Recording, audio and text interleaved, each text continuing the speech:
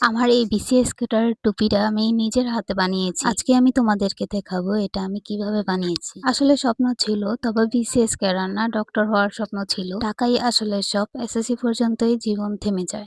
SSC exam দেওয়ার আগেই আমার বিয়ে হয়ে যায়। আর আমি কিন্তু 2022-এ এসএসসি এক্সাম দিয়েছি। এখন একটা বড় বিজনেস করি, সেটা হচ্ছে রান্না বান্না আর একটা বাচ্চা সামলানোর বিজনেস। যাই হোক, গত 2 দিন ধরে টিকটকে গ্রাজুয়েট কমপ্লিট করা ব্যক্তিদের ছবি খালি আমার সামনে আসছে। ওদেরকে দেখে আমার ভালোই লাগছিল, মনে হচ্ছিল ইস, আমি যদি এই ড্রেসটা পরতে পারতাম। তারপর আমি এটা বানাই। আর দুপুরবেলায় এই ছাদে এসেছি ভিডিও করার জন্য। আমার ছেলে ঘুমাচ্ছে এখন। আর এই দেখো ছাদে কত রোদ, প্রচন্ড গরম। আর এই গরম কি আর শরীরে লাগে? আর এদিক সেদিক তাকাচ্ছি কতবার, না জানি বাচ্চারা দেখে চলে আসে। কথা না বাড়িয়ে এবার চলো তোমাদেরকে দেখাই এটা আমি কিভাবে বানিয়েছি। সামনে যা পেয়েছি তা দিয়ে কোনো রকম ভাবে জোড়াতালি দিয়েছি।